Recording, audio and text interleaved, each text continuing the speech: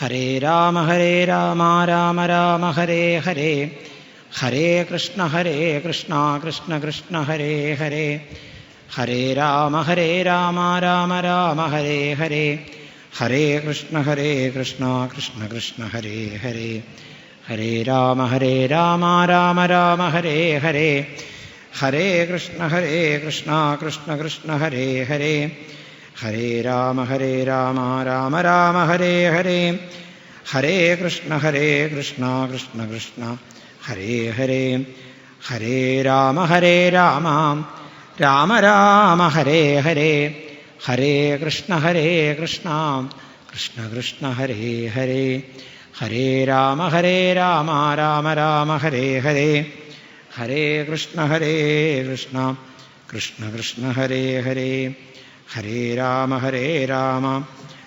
രാമ ഹരേ ഹരേ, ഹരേ കൃഷ്ണ കൃഷ്ണ കൃഷ്ണ ഹരേ ഹരേ. ചരണം ശരണം രമാംബികേ, ചരണം ശരണം ത്രയംബകേ, ചരണം ശരണം രമാംബികേ, ചരണം ശരണം ത്രയംബകേ, ചരണം ശരണം രമാംബികേ, ചരണം ശരണം ത്രയംബകേ. ജന്മാദ്യസ്യ യതോന്വയാദിതരതശ്ചാർത്ഥേഷ്വഭിജ്ഞസ്വരാൽ തേനേ ബ്രഹ്മഹൃദായ ആദികവയേ മുഹ്യന്തി യത്സൂരയഃ. തേജോവാരിമൃതാം യഥാ വിനിമയോ യത്ര ത്രിസർഗോ മൃഷാ ധാമ്നാ സ്വേന സദാ നിരസ്തകുഹകം സത്യം പരം ധീമഹി. ധർമ്മഃ പ്രോജ്झितകൈതവോത്ര പരമോ നിർമ്മത്സരാണാം സദാം വേദ്യം വാസ്തവമത്ര വസ്തു ശിവദം താപത്രയോന്മൂലനം. ശ്രീമദ്ഭാഗവതേ മഹാമുനികൃതേ കിം വാ പരൈരീശ്വരഃ സദ്യോ ഹൃദ്യവരുധ്യതേത്ര കൃതിഭിഃ ശുശ്രൂഷുഭിസ്തൽക്ഷണാൽ. നിഗമകൽപ്പതരോർഗളിതം ഫലം ശുകമുഖാദമൃതദ്രവസംയുതം പിബത ഭാഗവതം രസമാലയം മുഹുരഹോ രസികാ ഭുവി ഭാവുകാഃ. യം പ്രവ്രജന്തമനുപേതമപേതകൃത്യം ദ്വൈപായനോ വിരഹകാതര ആജുഹാവ. പുത്രേതി തന്മയതയാ തരവോഭിനേദുസ്തം സർവഭൂതഹൃദയം മുനിമാനതോസ്മി.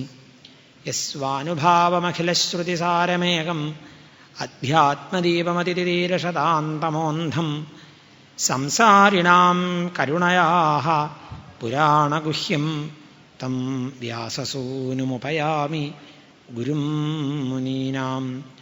നാരായണം നമസ്കൃത്യ നരം ചൈവ നരോത്തമം ദേവീം സരസ്വതീം വ്യാസം തതോ ജയമുദീരയേൽ.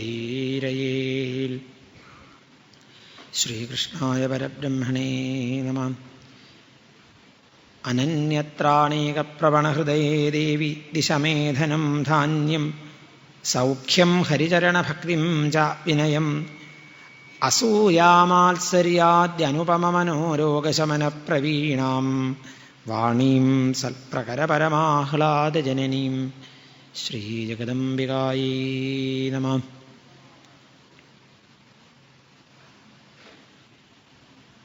ശ്രീമദ്ഭാഗവതാഖ്യോയം പ്രത്യക്ഷഃ കൃഷ്ണ ഏവ ഹി സ്വീകൃതോऽസി മയാ നാഥ മുക്ത്യർത്ഥം ഭവസാഗരേ. പീതാംബരം കരവിരാജിതചക്രശംഖകൗമോദകീ സരസിജം കരുണാസമുദ്രം രാധാസഹായം അതിസുന്ദരമന്ദഹാസം വാതാലയേശമനിശം ഹൃദി ഭാവയാമി. ശ്രീഗുരുവായൂരപ്പാ ശരണം, ശ്രീഗുരുവായൂരപ്പാ ശരണം, ശ്രീഗുരുവായൂരപ്പാ ശരണം.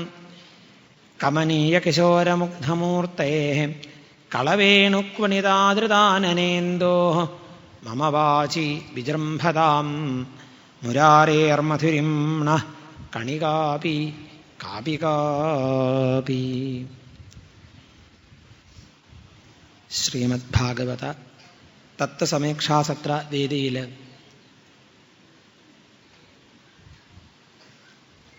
തത്വനിരൂപണം ചെയ്തുകൊണ്ട് വരുന്ന ഈ പുണ്യ അവസരത്തിൽ ഭവാടവി വർണ്ണനം എന്ന ഒരു വിഷയം നമ്മൾ ചിന്തിക്കുന്ന സമയത്ത്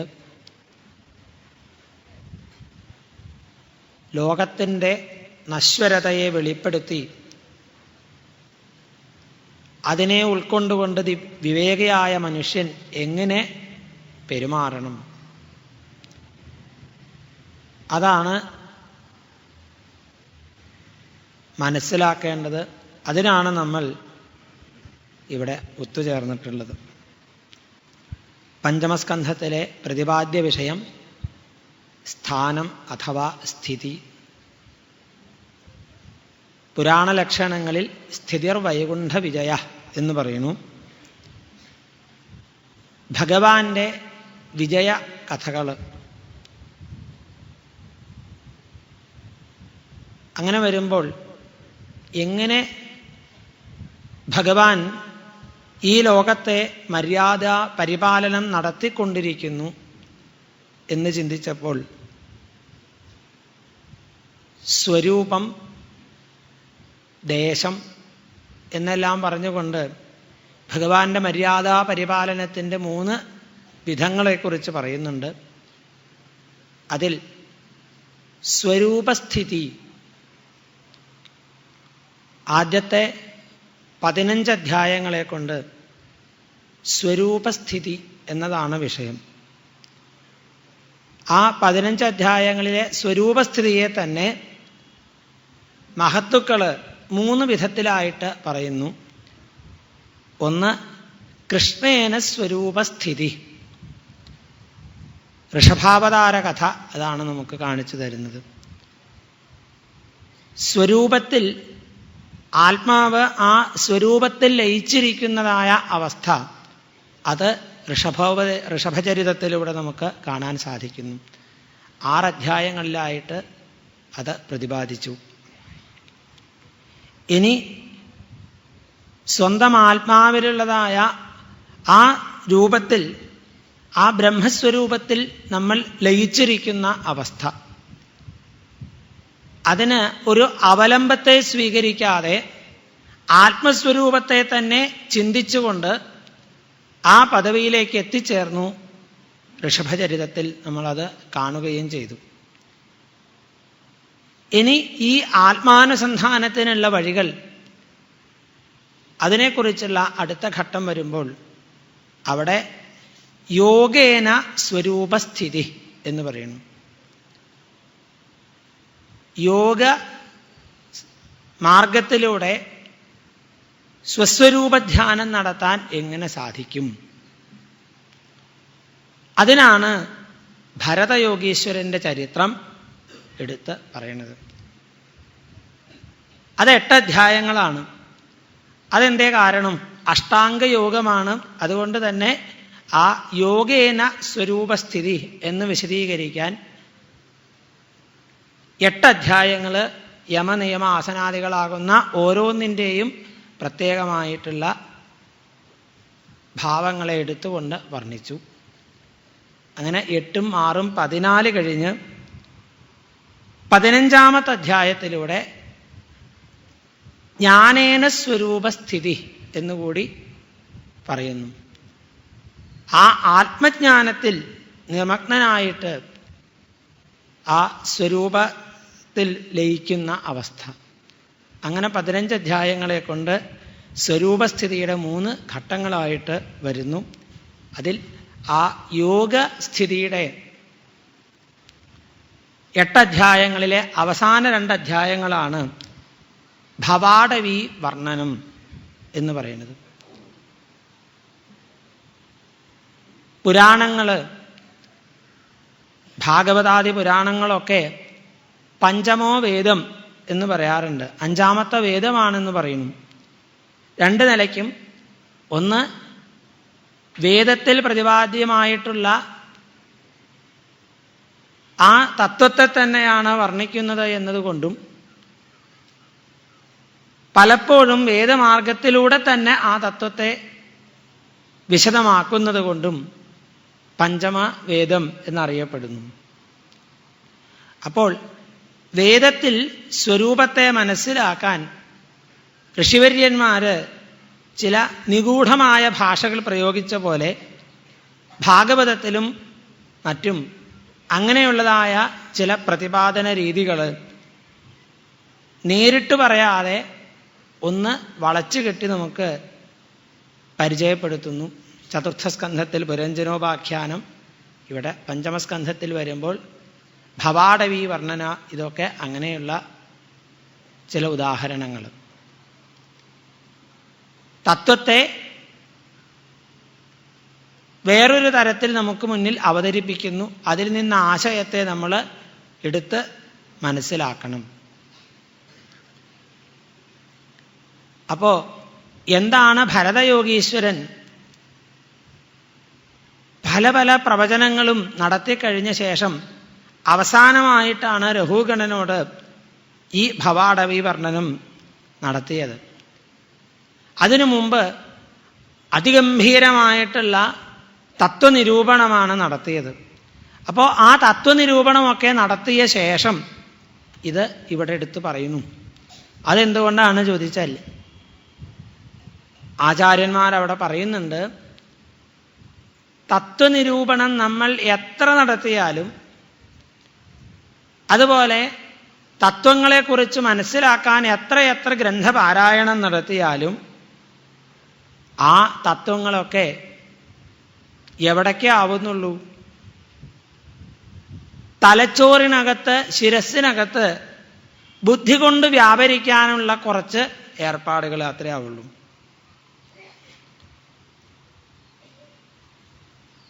ഒന്ന് തലച്ചോറിൻ്റെ ഭാഷയാണ്, അതിനുള്ള ഉപകരണം ബുദ്ധിയാണ്. അതുകൊണ്ട് എന്തൊക്കെയോ ചിലത് മനസ്സിലാക്കി, ആ മനസ്സിലാക്കിയത് വെച്ച് നമുക്ക് പ്രഭാഷണം നടത്താം. ഘോരഘോരം മണിക്കൂറുകളോളം നീണ്ട് നമുക്ക് ഭാഷണം നടത്തുകയും പരനുപദേശം നടത്തുകയും ഇതൊക്കെ ചെയ്യാം. പക്ഷേ ഹൃദയത്തിൽ അനുഭവം വരാത്തിടത്തോളം കാലം നമുക്കും മറ്റുള്ളവർക്കും അത് ഉപകരിക്കില്ല. അപ്പോൾ ഹൃദയത്തിൽ അനുഭവം വരാത്ത തത്വജ്ഞാനം നിഷ്ഫലം. ഇന്ന് നമ്മുടെ ചുറ്റുവട്ടത്തും തത്വനിരൂപണം നടത്തുന്ന ഗ്രന്ഥങ്ങളെ കൊണ്ട് നിറഞ്ഞിട്ടുണ്ട്.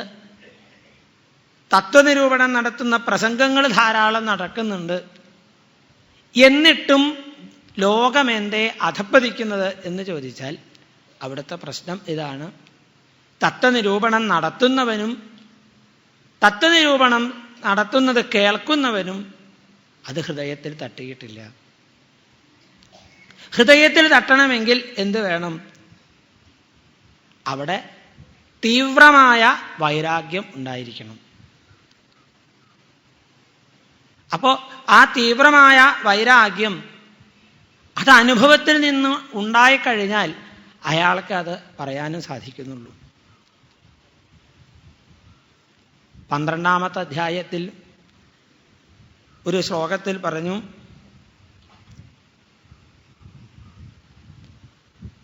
ജനസംഗാദസംഗ വിശങ്കമാനോ വിവൃത ചരാമി എന്ന് പറഞ്ഞു രഘുഗണനോട്. ഈ ജനങ്ങളായിട്ടുള്ള ആ ദുർജന സംസർഗത്താൽ എൻ്റെ ബുദ്ധി വീണ്ടും അധപ്പതിക്കുമോ എന്ന് പേടിച്ച് ഞാൻ അസംഗനായിക്കൊണ്ട് ലോകത്തെല്ലായിടത്തും ഇങ്ങനെ ആരോടും ഒരു ബന്ധവുമില്ലാതെ സഞ്ചരിച്ചു കൊണ്ടിരിക്കുന്നു. ഭരതയോഗീശ്വരൻ അവിടെ പറയാണ്, അഹം എന്നുള്ള പറഞ്ഞുകൊണ്ട് തന്നെയാണ് പറഞ്ഞത്. അങ്ങനെ തീവ്രമായ വൈരാഗ്യം എനിക്ക് ഉണ്ടായി കഴിഞ്ഞിരിക്കുന്നു. അപ്പോൾ അത് പറയാനുള്ള യോഗ്യത എനിക്കുണ്ട്, പറയുന്നവന് യോഗ്യത ഉണ്ട്. ഇനി കേൾക്കുന്നവനോ? അവിടെയാണ് ആദ്യമേ തന്നെ ഈ വൈരാഗ്യത്തെക്കുറിച്ച് പറയുന്നില്ല. എന്താ കാരണം ചോദിച്ചാൽ, വൈരാഗ്യത്തെക്കുറിച്ച് പറയല്ല വേണ്ടത്, അത് പ്രവൃത്തിയിൽ വരുത്തുക വേണ്ടതും. അപ്പോൾ ആ വൈരാഗ്യത്തെക്കുറിച്ച് പറഞ്ഞാൽ ആ വൈരാഗ്യത്തിന് പാകത്തിലുള്ളതായ ഒരു ഉഴുതു മറിക്കൽ അവിടെ ആദ്യം നടക്കണം. അതാണ് ആദ്യം ചെയ്തത്. ആദ്യം അഹങ്കാരത്തെ ഇല്ലാതാക്കി, അതിനുശേഷം തത്വങ്ങളെ കുറിച്ച് പ്രവചനം നടത്തി.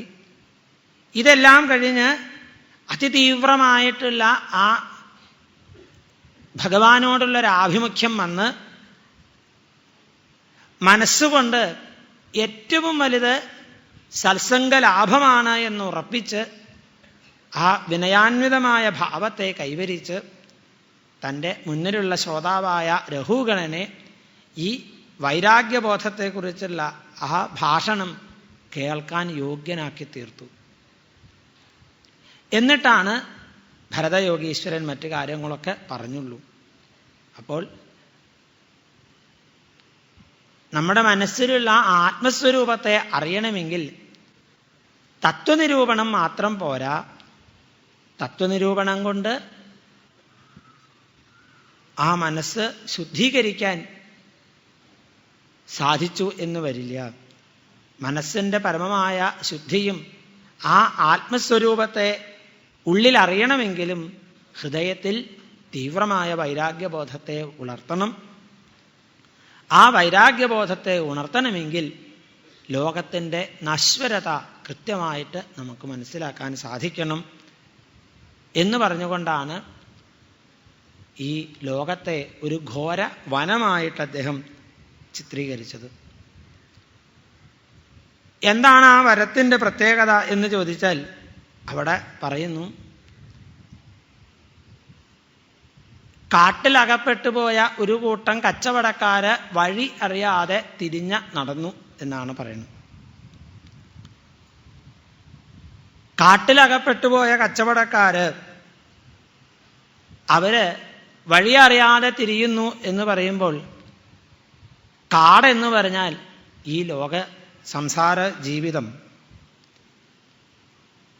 അവിടെ വഴിയറിയാതെ നടക്കുന്നവരെന്ന് പറഞ്ഞാൽ ശ്രേയസ്സിനുള്ളതായ മാർഗം അറിയാതെ നട്ടം തിരിയുന്ന ജീവജാലങ്ങൾ, അതിൽ മനുഷ്യന്റെ സ്ഥിതി. അമൂല്യമായ രത്നങ്ങളൊക്കെ എടുത്തുകൊണ്ടാണ് യാത്ര തുടങ്ങി വയ്ക്കുന്നത്. എന്താ അങ്ങനെ പറയാൻ കാരണം? അമൂല്യമായ രത്നങ്ങളോട് കൂടിയിട്ടാണ് രത്നവ്യാപാരികൾ യാത്ര തുടങ്ങി. ആദ്യമേ തന്നെ പറയുന്നുണ്ട്, ഏറ്റവും അമൂല്യമായ രത്നം ഏതാ ചോദിച്ചാൽ പുണ്യം. പുണ്യ സഞ്ചയങ്ങളാണ് ഏറ്റവും വലിയ രത്നങ്ങൾ. അപ്പോ യാത്ര ചെയ്യുന്ന നിരവധി കൂട്ടരുണ്ടെങ്കിലും അതിൽ പുണ്യസഞ്ചയമാകുന്ന രത്നം, ഒരു ചാക്ക് നിറയെ രത്നങ്ങൾ ധരിച്ച് യാത്ര ചെയ്യുന്നവരാണ് മനുഷ്യരാശി.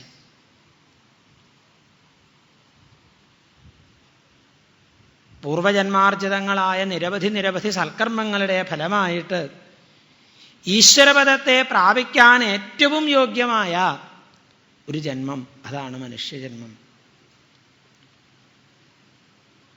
ഋഷഭദേവനത് ആദ്യമേ തന്നെ ഭരതയോഗീശ്വരനെ മുൻനിർത്തിയിട്ടുള്ള ഉപദേശത്തിൽ പറയണ്ടായി, ഇത് ഒരിക്കലും തുലച്ചു കളയാനുള്ളതല്ല. മറ്റു ജീവികളെപ്പോലെ കൃമി കീടങ്ങൾക്ക് പോലും അനുഭവിക്കാവുന്ന സുഖത്തിന് വേണ്ടിയിട്ടല്ല, ആത്മസുഖം അനുഭവിക്കാനുള്ളതാണ് മനുഷ്യജന്മം. അപ്പോൾ ആ പുണ്യം കയ്യിൽ കിട്ടിയിട്ടാണ് നമ്മൾ ലോകത്തിൽ സഞ്ചരിച്ചു കൊണ്ടിരിക്കുന്നത്. അതാണ് പുണ്യം കയ്യിൽ കിട്ടിയിട്ട് സംസാരത്തിൽ സഞ്ചരിച്ചു കൊണ്ടിരിക്കുന്നു. ഭഗവാൻ എന്ന വാത്സല്യനിധിയായ മാതാവ് കുട്ടികളൊരു യാത്ര പോകുന്ന സമയത്ത് നമ്മൾ പതിവുണ്ട് കുട്ടികൾക്ക് എന്തെങ്കിലുമൊക്കെ ഒരു പോക്കറ്റ് മണി കൊടുക്കുകയെന്ന്. അപ്പം അതിൽ ഷഡ്പദങ്ങളായി, നാൽക്കാലികളായി, പക്ഷികളായി ഇങ്ങനെയൊക്കെ നമ്മൾ യാത്ര ചെയ്തു. പക്ഷേ ഒന്നും കൊടുത്തിട്ടല്ല, അവനങ്ങനെ പാറി നടന്നതേ ഉള്ളൂ. പക്ഷേ മനുഷ്യനായിട്ട് അവനെ പറഞ്ഞയക്കുമ്പോൾ ആ മനുഷ്യൻ ഇടപെടുന്ന ഓരോ സന്ദർഭങ്ങളിലും ഏതെല്ലാം വഴിയിലൂടെ യാത്ര ചെയ്യുന്നോ ആ സന്ദർഭങ്ങളിലൊക്കെ അവൻ്റെ ജീവിതത്തിന് കൃത്യമായൊരു ലക്ഷ്യവും ബോധവുമൊക്കെ ഉണ്ടാവണം എന്ന് വിചാരിച്ച് വിശിഷ്ടമായ പുണ്യത്തിൻ്റെ രത്നനിധി അവിടെ കയ്യിൽ കൊടുത്തു. ഇത് വെച്ചുകൊണ്ട് യാത്ര തുടങ്ങിക്കോളാൻ നമ്മളോട് പറഞ്ഞു. പക്ഷെ ഇവിടെയാണ് നമ്മൾ ആലോചിക്കേണ്ടത്, ആ പുണ്യത്തിൻ്റെ നിധി എടുത്ത് അമ്മയാകുന്ന ഭഗവാന്റെ അടുത്ത് നിന്ന് പുറപ്പെട്ട നമുക്ക് എത്ര പേർക്ക് ആ അമ്മയോട് തിരിച്ചെത്തി യാത്ര സുഖമായി? അങ്ങ് തന്നിട്ടുള്ളതായ പുണ്യമാകുന്ന ആ രത്നത്തിൻ്റെ നിധി ദുർവ്യയം ചെയ്തിട്ടില്ല, അതുകൊണ്ടൊരു നല്ല ജീവിതം നയിച്ചു. ആ പുണ്യ സഞ്ചയത്തെ കൊണ്ട് വീണ്ടും വീണ്ടും പുണ്യങ്ങൾ വർദ്ധിപ്പിച്ചു. അങ്ങനെ ഒരു കൃതകൃത്യത നമുക്ക് തിരിച്ച് ഭഗവാനോട് പറയാൻ സാധിക്കുന്നുണ്ടോ എന്നാണ്. അത് സാധിക്കുന്നില്ല. എന്താണ് സംഭവിക്കുന്നത്? അവിടെ പറയുന്നു, മഹാരാജാവേ, ഇവിടെ എന്താ സംഭവിച്ചത്? രഘുഗണ, പുണ്യസഞ്ചയങ്ങളോടും കൂടിയിട്ട് വലിയ രത്നത്തിൻ്റെ കെട്ടും കൊണ്ട് നടക്കുന്ന ഈ ജീവാത്മാവിനെ 6 ശത്രുക്കളതാ കൊടുങ്കാട്ടിനകത്ത് വന്ന് കീഴ്പ്പെടുത്തുന്നു എന്നാണ്. ആരാണ് ആ 6 ശത്രുക്കൾ എന്ന് ചോദിച്ചാൽ, ഒരു കൂട്ടം കൊള്ളക്കാരായിട്ട് 6 പേര് 4 ഭാഗത്തു നിന്നായിട്ട് ചാടി വീണാൽ എന്തു ചെയ്യാനാ? അവിടെ കിടന്ന് ഉറക്കെ വിളിച്ച് കരയുക. രക്ഷപ്പെടാനുള്ള വഴിയറിയാതെ ഈ ജീവൻ ഉറക്കെ കരയുന്നു. ആരാണ് ആ 6 ശത്രുക്കളെ ചോദിച്ചാൽ, ഇന്ദ്രിയങ്ങളും മനസ്സും. കണ്ണാകുന്ന ഇന്ദ്രിയം എങ്ങനെ നമ്മുടെ പുണ്യത്തെ കവർന്നെടുക്കുന്നു എന്ന് ചോദിച്ചാൽ, കാണാൻ കൊള്ളാത്ത കാഴ്ച കണ്ട് കണ്ണിൻ്റെ കാഴ്ച നശിപ്പിക്കുക. കേൾക്കാൻ ഉള്ളതായ ശ്രോത്രം എന്ന ഇന്ദ്രിയം അതെങ്ങനെ നമ്മളെ നശിപ്പിക്കുന്നു? ഭാഗവത സപ്താഹങ്ങൾ, സത്സംഗങ്ങൾ, ഇങ്ങനെയുള്ള നിരവധി ഈശ്വരാഭിമുഖമായിട്ട് നമുക്ക് മുന്നേറാനുള്ള പലതും കേൾക്കാനുള്ള അവസരം കിട്ടി. ആ അവസരം ഒന്നും ഉപയോഗപ്പെടുത്താതെ മനസ്സിന് നന്മ വരുത്തുന്നില്ല എന്ന് മാത്രമല്ല, വികാര വിക്ഷോഭങ്ങളുണ്ടാക്കുന്ന പാട്ടുകളും മറ്റും കേട്ടുകൊണ്ട് ചെവി ആകുന്ന ഇന്ദ്രിയം നമ്മുടെ പുണ്യത്തെ നശിപ്പിക്കുന്നു. രസന, ഭഗവാന്റെ തിരുനാമം ജപിച്ചും ഭഗവാന്റെ കീർത്തനങ്ങൾ പാടിയും പുണ്യത്തെ വർദ്ധിപ്പിക്കാൻ ഉപയുക്തമായിട്ടുള്ള ആ നാക്കെന്ന ഇന്ദ്രിയം കൊണ്ട് ഇതൊന്നും ചെയ്യാതെ പരദൂഷണവും ആവശ്യമില്ലാത്തതായ വാക്കുകളും പറഞ്ഞുകൊണ്ട് അതിലൊരു രസം പിടിച്ച് ഇങ്ങനെ നശിപ്പിക്കുന്നു. അങ്ങനെ ഓരോരോ ഇന്ദ്രിയങ്ങളും എന്തിനു വേണ്ടിയിട്ടാണോ ഈശ്വരൻ തന്നത് അതിനുപയോഗിക്കാതെ നേർ വിപരീതമായ പാപകർമ്മങ്ങളെ ചെയ്യിക്കുന്നു. അപ്പം എന്തു വരുന്നു? ആ ഓരോരോ ഇന്ദ്രിയങ്ങളും ചെയ്തു കൂട്ടുന്ന പാപകർമ്മങ്ങളെ കൊണ്ട് നമ്മുടെ പുണ്യം ക്ഷയിച്ച് ഇതാ പോകുന്നു. അങ്ങനെ ഓരോന്നും നഷ്ടപ്പെടുത്തി, ഈ നഷ്ടപ്പെടുത്താൻ എന്ത് വേണം? കള്ളന്മാർ വെറുതെ കയറിയാൽ വീട്ടിൽ നിന്നൊന്നും കക്കാൻ കിട്ടില്ല. വീടിൻ്റെ ഏത് വാതിലാ പൊളിക്കാൻ എളുപ്പം, ഏത് ജനലാ പൊളിക്കാൻ എളുപ്പം, അല്ലെങ്കിൽ ദ്വാരം വീഴ്ത്താൻ എവിടെയാണ് കൂടുതൽ സൗകര്യം എന്നൊക്കെ പ്ലാൻ ചെയ്യാൻ ഒരാൾ പിന്നാലെ വേണം. അതാണ് ആ 5 ഇന്ദ്രിയങ്ങളാകുന്ന ശത്രുവിനോടൊപ്പം മനസ്സാകുന്ന ആള് ഇരുന്ന് ഏർപ്പാട് നടത്തുന്നത്. ഇങ്ങനെ ആ 5 ഇന്ദ്രിയങ്ങളും മനസ്സാകുന്ന ഇയാളും കൂടി ഒരുവിധം പുണ്യങ്ങളെ മുഴുവൻ അപഹരിക്കുക. ആ അപഹരിക്കപ്പെടുന്ന ആളെ ഇവിടെ വിശേഷിപ്പിക്കുക കുനായകം ബലാത് എന്ന.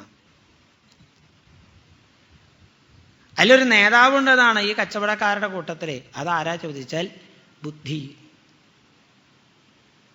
കുനായകം നല്ല ആളല്ല, കുത്സിതനായ ആളാ. വേണ്ട വഴിക്കല്ല ചിന്തകളെ ഉണർത്തുന്നത്. അതാണ് ബുദ്ധിയുടെ സ്വരൂപം. അങ്ങനെ സുഖഭോഗങ്ങൾക്ക് വേണ്ടിയിട്ട് ഇന്ദ്രിയങ്ങളെ മുഴുവനും ഉപയോഗിച്ച് ഈശ്വരോപാസനയ്ക്ക് പാകത്തിലല്ലാതെ ജീവിതം നശിപ്പിച്ച് ആ അവസ്ഥയ്ക്ക് ഇതാ പുണ്യങ്ങളെല്ലാം നശിപ്പിക്കുന്ന 6 കൊള്ളക്കാരായിട്ട് ഇവരെ ചിത്രീകരിച്ചിരിക്കുന്നു. അങ്ങനെ ആ കച്ചവടക്കാര് ഈ ശത്രുക്കളുടെ ഇടയിൽ കിടന്ന് വഴിയറിയാതെ ആ കൊള്ളക്കാരുടെ ഇടയിൽ കിടന്ന് വിഷമിക്കുന്നതായ അവസരത്തിൽ ഈ കാട്ടിലൂടെ യാത്ര നിർത്താൻ പറ്റുമോ? കാരണം നമ്മൾ വിചാരിച്ചാൽ യാത്ര നിർത്താൻ നിവൃത്തിയില്ല. അതിങ്ങനെ തുടർന്നുകൊണ്ടേയിരിക്കണം. ആ പോകുന്ന വഴിക്കോ കാട്ടിലൂടെയാണ് യാത്ര. നിലത്ത് മുഴുവൻ മുള്ളുകളും മറ്റും കിടക്കുന്നു. ഒരടി പോലും നടക്കാൻ വയ്യാത്ത ദുഷ്കരമായ മാർഗം. അത് കഴിഞ്ഞാലോ അവിടെ ഇവിടെയും പടർന്ന് പന്തലിച്ചിട്ടുള്ളതായിട്ടുള്ള വള്ളികളും മറ്റും, അതിലൊക്കെ ചിലപ്പോൾ മുള്ളുകളൊക്കെ ഉണ്ടായിരിക്കാനിടയുണ്ട്. അതുകൊണ്ട് ശരീരമാസകലം മുറിവേറ്റ് അതിലൂടെ വേണം യാത്ര. അപ്പം എന്തായി? യാത്ര സുഗമമാക്കാൻ വേണ്ടിയിട്ട് ചെറിയ ചെറിയ പണിയായുധങ്ങളൊക്കെ കയ്യിൽ വെച്ചു. മടവാളും അരിവാളും ഒക്കെ കയ്യിൽ വെച്ചുകൊണ്ട് അതൊക്കെ വെട്ടി മാറ്റിയിട്ട് എങ്ങനെയെങ്കിലും യാത്ര തുടരട്ടെ എന്ന് വിചാരിച്ചു. യാത്ര തുടർന്നിരിക്കുമ്പോഴോ കുറച്ചങ്ങോട്ട് ചെന്നാൽ വെട്ടി മാറ്റിയിടത്തോളം ഈ സാധനങ്ങൾ വീണ്ടും വീണ്ടും ഇതാ മുളച്ച് പൊന്തിങ്ങനെ വരിക. നല്ല വഴിയാണ് വിചാരിച്ച് നടക്കാൻ നോക്കുമ്പോഴേക്കും ഒരു മഴ പെയ്തു. വീണ്ടും അവിടെ നിറച്ച് പുല്ലുകൾ വന്ന് മൂടി. അതെന്താ ചോദിച്ചാൽ നമ്മളുടെ കർമ്മപ്രാരബ്ധങ്ങൾ. പല പല തരത്തിലുള്ളതായ വള്ളിക്കുടിലുകളും പുല്ലുകളും ഒക്കെയായിട്ട് നമ്മളിവിടെ കാണുന്നു. എന്ന് പറഞ്ഞത് എന്താ ചോദിച്ചാൽ ഈ കർമ്മമാർഗത്തിലൂടെ എത്രയെത്ര തീർത്താലും വീണ്ടും അത് മുളച്ചു പൊന്തുക. ആ വാസനകൾ വീണ്ടും വീണ്ടും മുളച്ചു പൊന്തും. ഓരോ ദിവസവും നമ്മളെന്താ വിചാരിക്കുക? ഓഫീസിൽ നിന്ന് വരുന്ന ഓഫീസറും പഠിക്കാനിരിക്കുന്ന കുട്ടിയും പിറ്റേ ദിവസം രാവിലെ കറി വയ്ക്കാനൊരുങ്ങുന്ന വീട്ടമ്മയും എല്ലാവരും വിചാരിക്കണത് എന്താ? പച്ചക്കറികളൊക്കെ നുറുക്കി വെച്ചാൽ അമ്മ വിചാരിക്കണു, ഇന്ന് ഈ പണിയൊക്കെ കഴിഞ്ഞാൽ നാളെ ഒരു ഭാരമില്ലല്ലോ. 5 മണിക്ക് എണീക്കണത് 6 മണിക്ക് എണീറ്റാലും കുഴപ്പമില്ല എന്നാണ്. പക്ഷേ അടുക്കളയിൽ പ്രവേശിച്ചാൽ ഇത്രയൊക്കെ പ്ലാൻ ചെയ്ത അമ്മയും പിറ്റേ ദിവസം എന്താ പറയാ? അയ്യോ എന്തൊക്കെ ഭാരാ ഇനി ബാക്കി. ഇതുപോലെയാണ് കുട്ടി. പഠിക്കാനുള്ളതൊക്കെ പഠിച്ചു, ഇനി ഒന്നും ബാക്കിയില്ല, നാളെ പോയൊക്കെ തയ്യാറായി എഴുതിയതാണ്. എവിടെ? പിറ്റേ ദിവസം രാവിലെ ആയാൽ തലേ ദിവസം പണിയെടുത്ത് വെച്ചതൊക്കെ ബാക്കി, അത്ര തന്നെയുള്ളൂ. വീണ്ടും ഇതന്നെ നമ്മുടെ ആലോചന. രാത്രി 11 മണിക്കായാലും ഈ ഫയലിനും കൂടി തീർപ്പ് കൽപ്പിച്ചിട്ട് വേണം കിടന്നുറങ്ങാനാ. അതുകൊണ്ട് പിറ്റേ ദിവസം ഏതെങ്കിലും ഫയൽ നോക്കാതെ ഇരുന്നിട്ടുണ്ടോ? പിറ്റേ ദിവസം അത് അതിലേറെ വലുത് നമ്മുടെ മുന്നിൽ വന്നു വരുന്നു. ഇങ്ങനെ ഓരോ കർമ്മങ്ങളും അവസാനിപ്പിച്ചു എന്ന് നമ്മൾ കരുതുന്നു. പക്ഷെ അതെന്താ പറ്റിയത് ചോദിച്ചാൽ ഇവിടെ പറയുന്നുണ്ട്, മടാളുകൊണ്ടും അരിവാളുകൊണ്ടൊക്കെ മുറിച്ചിട്ടിട്ടുള്ളൂ. അതിൻ്റെ വേരോടെ പിഴുതെറിയാൻ നമുക്ക് സാധിച്ചിട്ടില്ല. അപ്പൊ ആ കർമ്മങ്ങളെ, ആ കർമ്മവാസനകളെ വേരോടെ പിഴുതെറിയാൻ സാധിക്കാത്തിടത്തോളം കാലം കർമ്മം ചെയ്തുകൊണ്ടേയിരിക്കുക. ആ കർമ്മം ചെയ്യല് സുഖമാണോ? അല്ല.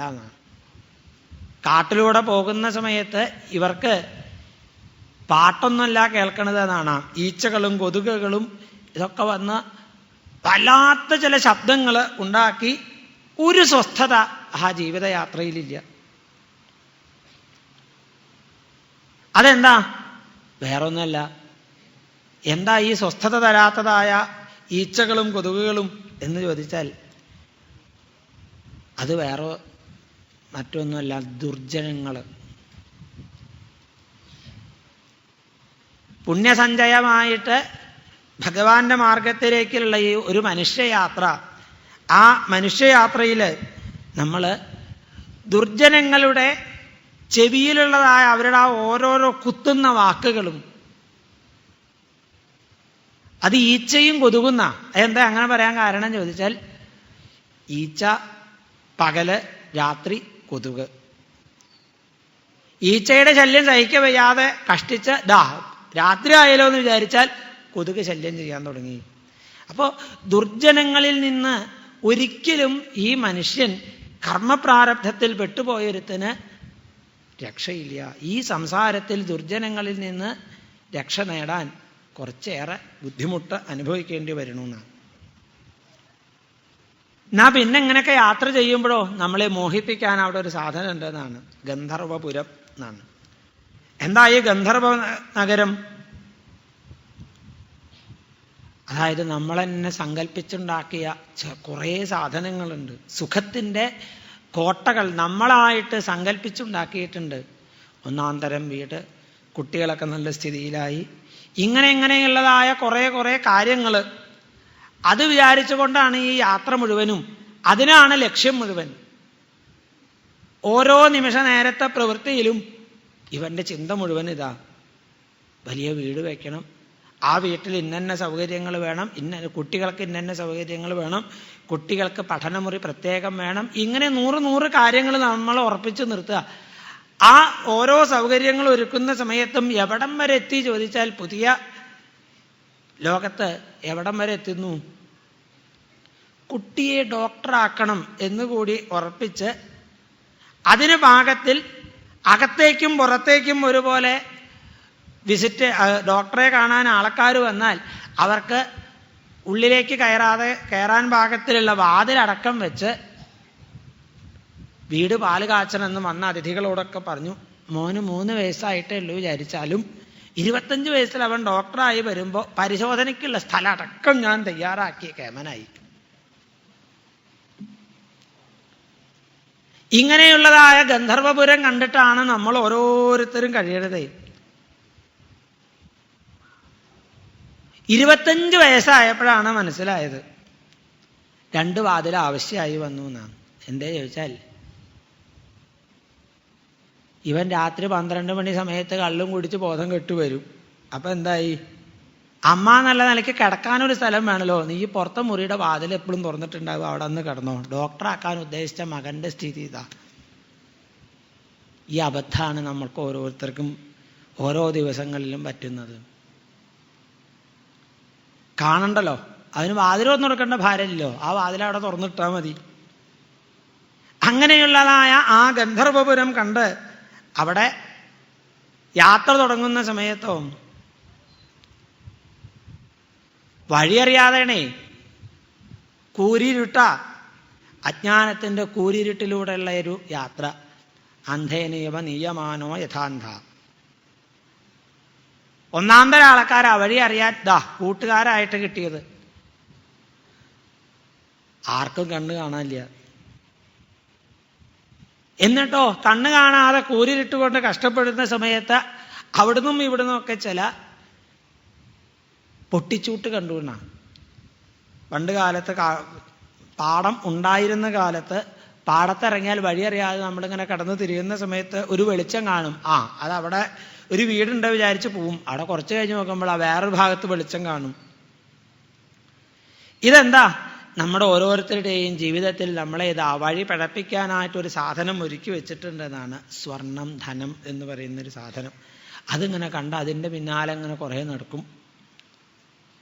അങ്ങനെ കുറേ അവിടെ ഇവിടെയൊക്കെ നടന്ന് അലഞ്ഞു തിരിഞ്ഞ് നോക്കുമ്പോഴോ പിറ്റേ ദിവസം രാവിലെ 4 മണി ആയപ്പോഴും എവിടെ എത്തിയിട്ടുമില്ല. അതിൻ്റെ പിന്നാലെ കൂരിരുട്ടത്ത് നടക്കുക. ഈ ധനത്തിൻ്റെയും സ്വർണത്തിൻ്റെയും പിന്നാലെയുള്ള ഈ കൂരിരുട്ടത്ത് നടക്കുന്നു ഈ ആൾക്കാർ ഓരോരുത്തരും. അങ്ങനെ നടക്കുന്ന ജീവൻ പല പല തരത്തിലുള്ളതായ മോഹങ്ങളും വെച്ചുകൊണ്ട് നടക്കുമ്പോൾ നിവാസതോയ ദ്രവിഡാത്മബുദ്ധി തതസ്തോ അവിടെ ഇവിടൊക്കെ ഓടി നടക്കുക. ധാവതിഭോ അടവ്യം ക്വചിച്ച വാത്യോത്ഥിതപാംസുധൂമ്ര. ഈ നടക്കുന്ന സമയത്ത് നടത്തം പോരാന്ന് വിചാരിച്ച് ഇവൻ ഓടുക. ആ ഓടുന്ന സമയത്ത് രജസ്വലാക്ഷ എന്നാണ്. രജോ ഗുണം വർദ്ധിച്ചുകൊണ്ട് വേണമെങ്കിൽ പറയാം, അല്ലെങ്കിൽ സ്ത്രീകളോടുള്ള കാമാതിരേകം കൊണ്ട് വർദ്ധിച്ച ഒരു ആവേശത്തിൽ ഇവൻ ഒന്നും അറിയണില്ല. കിഴക്കേതാ, പടിഞ്ഞാറേതാ, വടക്കേതാ, തെക്കേതാ, ദിക്കുകളെ പോലും അറിയാതെ ഇവൻ കിടന്നങ്ങനെ ഓടുന്നു എന്നാണ്. ആ കാമത്തിൻ്റെ ആസക്തി വരുന്ന അവസരത്തിൽ ഇനി നാളെ അജാമിളമോക്ഷത്തിൽ ആ ഭാഗങ്ങൾ വരുന്നുണ്ട്. അവൻ ചെയ്തു കൂട്ടുന്നതായ പാപകർമ്മങ്ങൾ, ആ പാപകർമ്മങ്ങളൊക്കെ നിരീക്ഷിച്ചുകൊണ്ട് ദിഗ്ദേവതകൾ ഉണ്ട് എന്ന് പോലും അറിയണില്ല. ഒരാവേശത്തിൽ ഇങ്ങനെ നടന്ന് കാലം കഴിച്ചു കൂട്ടുന്നു. അങ്ങനെ ആ കാലം കഴിച്ചു കൂട്ടുന്ന അവസരത്തിൽ ഈ കാട്ടിലൂടെ പോകുന്ന ഈ ജീവൻ കർണകഠോരങ്ങളായിട്ടുള്ള ഓരോരോ ജന്തുക്കളുടെ ശബ്ദങ്ങൾ കേട്ടു എന്നാണ്. ഈ ദുർജനങ്ങളുടെ ശബ്ദങ്ങളും കോലാഹലങ്ങളും അതാണ് കർണകഠോരം. അദൃശ്യജില്ലീസ്വന. അതിനെ എവിടുന്നാ ഒരു പിടിയില്ല. ഈ മണ്ണട്ടകളെ നമ്മൾ കാണാറുണ്ടോ? അതിങ്ങനെ അവിടുന്ന് ഒരു ശബ്ദം ഉണ്ടാക്കും. ശബ്ദം ഇങ്ങനെ കേൾക്കാം, എന്നാൽ എവിടുന്നും കാണൂല. അപ്പോ ഈ ദുർജനങ്ങളുടെ സ്വഭാവം അതാണ്. നേരിട്ട് വന്ന് തനിക്ക് ഇന്നതാടോ തെറ്റ് എന്ന് പറഞ്ഞാൽ സമാധാനമുണ്ട്. അങ്ങനെ പറയില്ല, ഇങ്ങനെ കേൾക്കുക. അവിടുന്ന് ഇവിടുന്ന് ഇങ്ങനെ പാറി പറഞ്ഞ് ഗോസിപ്പ് എന്ന് നമ്മൾ അതിന് പറയും. നമുക്കൊരബദ്ധം പറ്റിയാൽ സ്നേഹനിധിയായിട്ട് നേരിട്ട് വന്ന് താൻ ഇങ്ങനെ ചെയ്യണത് ശരിയല്ല എന്ന് പറഞ്ഞാൽ അത് നമുക്ക് തിരുത്താനുള്ളൊരവസരം. അതല്ല, ഇത് ദുർജനങ്ങളാ, മണ്ണട്ടകളാ. അവരെന്താ ചെയ്യണ? ആളെ കാണില്ല, നമ്മളെ കുറിച്ച് ഇങ്ങനെ അപവാദം പറഞ്ഞ് കേൾക്കാം, അത്രേ ഉള്ളൂ. അതാണ് അദൃശ്യം എന്ന് പറയാൻ കാരണം. എന്നിട്ട് ഇവിടെ കിടന്നിങ്ങനെ ആകപ്പാടെ കിടന്ന് വലയുന്ന അവസരത്തിൽ ഈ ജീവൻ കുറച്ചു നേരം ഒന്ന് ചാരി നിന്ന് ഉറങ്ങട്ടെ എന്ന് വിചാരിച്ച് ഒരു മരത്തിൻ്റെ മുകളിൽ പോയി ചാരി നിന്നുത്രേ. ആ മരത്തിൻ്റെ പ്രത്യേകത എന്താ ചോദിച്ചാൽ, നമ്മുടെ നാട്ടിലൊക്കെ പറയും ചേരുമ്പക എന്നൊക്കെ പറയും, അങ്ങനത്തെ ഒരു വൃക്ഷമാണത്രേ. അതിൻ്റെ മുകളിലാണ് ഇവൻ ചാരി നിന്നതേ. ഉറക്കം വന്ന് ക്ഷീണിച്ച് പരവശനായി എവിടെയെങ്കിലും ഒന്ന് ഇരുന്നാൽ മതിയല്ലോ എന്ന് വിചാരിച്ച കാട്ടിൽ നിന്നാ അവിടെ എന്നും പറഞ്ഞിട്ട് ഒരു മരത്തിൻ്റെ മുകളിലാണ് ചാരി നിന്നു. ഉഷാറായി. മാന്തി പൊട്ടിക്കുക പിന്നത്തെ പണി. എന്താ? വിഷവൃക്ഷത്തിൻ്റെ മുകളിൽ ചാരി നിന്നു എന്നാണ്. ഈ ക്ഷീണിതനായ വ്യക്തി എന്താ ഈ വിഷവൃക്ഷത്തിൻ്റെ മുകളിൽ ചാരി നിന്നത് ചോദിച്ചാൽ, ഈ വിഷവൃക്ഷം വേറെ ആരുമല്ല, അധർമ്മികളായിട്ടുള്ള മനുഷ്യരെ ചാരി നിൽക്കുക. നമ്മളതിനൊരു പേരിട്ടു ജീവിതത്തിലെ. എന്താ? നാടോടുമ്പോൾ നടുവേ ഓടണം എന്ന് നമ്മളതിന് എളുപ്പത്തിലൊരു പേരിട്ട് കൊടുത്തിട്ടുണ്ട്. ചേരയെ തിന്നണ നാട്ടിൽ ചെന്നാൽ ചേരയുടെ തല തിന്നണം എന്നൊക്കെ നമ്മളിങ്ങനെ പറയാറുണ്ട്. ദുർജനങ്ങൾ അത് നോക്കിയിട്ട് കാര്യമില്ല. ഇന്നത്തെ കാലത്ത് അങ്ങനെ സ്വഭാവമുള്ളവരൊക്കെ ഉണ്ടാവും. നമ്മൾ അതുകൊണ്ടൊന്നും വിഷമിച്ചിട്ട് കാര്യമില്ല, അവരുടെ ഒപ്പം നടക്കേണ്ടി വരും എന്ന് പറഞ്ഞുകൊണ്ട് എനിക്ക് രക്ഷ ഇവനാണേന്നും പറഞ്ഞ് ഒരു ദുർജന ശിരോമണിയുടെ അടുത്ത് പോയിട്ട് രാത്രി ഈ പാവം കടന്ന പോലെ നമ്മൾ ഒരുത്തനെ ആശ്രയിച്ച് കിടക്കുന്നു. രാവിലെ എഴുന്നേറ്റപ്പോഴല്ലേ ചേരുമ്പക കൊണ്ട് ചൊറിയണ പോലെ ഈ ദുർജനത്തിൻ്റെ അടുത്ത് 5 നിമിഷം നേരെ വേണ്ടേ. കാലാകാലം ചൊറിച്ചിലായി നമുക്ക്. മനസ്സിനുണ്ടോ സുഖം? പിന്നെ അതാണ് ആ വിഷവൃക്ഷത്തെ ചെന്ന് ആശ്രയിച്ചു. എന്നിട്ട് അങ്ങനെ നടക്കുന്ന സമയത്ത് ഈ കച്ചവട സംഘം അടുത്തതായിട്ട് അവിടെ കണ്ടു എന്നാണ്. ഒരു ജലപാനത്തിൽ പോലും വഴിയില്ലാതെ നടക്കുന്ന ഇവര്, മരുഭൂമിയിലൂടെ നടന്ന് ക്ഷീണിച്ചവർക്ക് അവിടെ വെള്ളമുണ്ടെന്ന് അങ്ങനെ തോന്നും.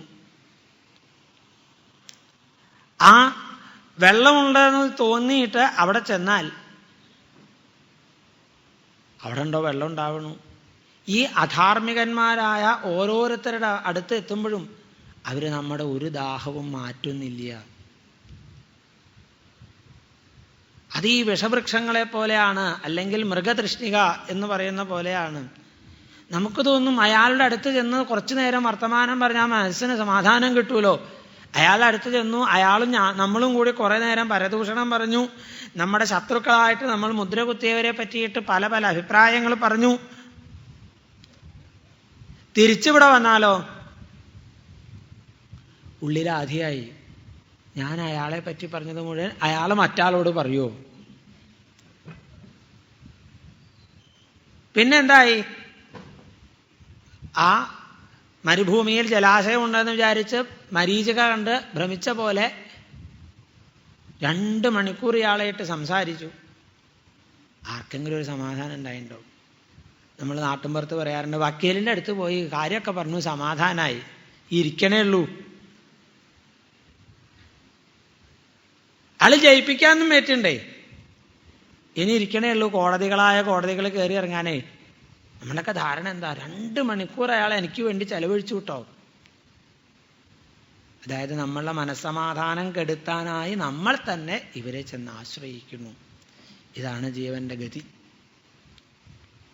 അങ്ങനെ പോകുന്ന ആ അവസരത്തിൽ ഈ ജീവൻ ഇടയ്ക്ക് ചില സ്ഥലത്ത് ചെന്ന് പതിക്കുന്നതാണ്. വിതോയാഹ, പൊട്ടക്കിണറ്റിലാണത്ര വീണത്. എന്താ ഈ പൊട്ടക്കിണറ്റിൽ വീണാൽ? കണ്ണും കാണാതെ നടക്കുന്ന സമയത്ത് ഒരുത്തൻ പോയിട്ട് വെള്ളമുള്ള കിണറ്റിലാ വീണ വിചാരിച്ച അവന് കുറച്ച് വെള്ളം കുടിച്ച് ചാവാന്ന് വിചാരിച്ചു.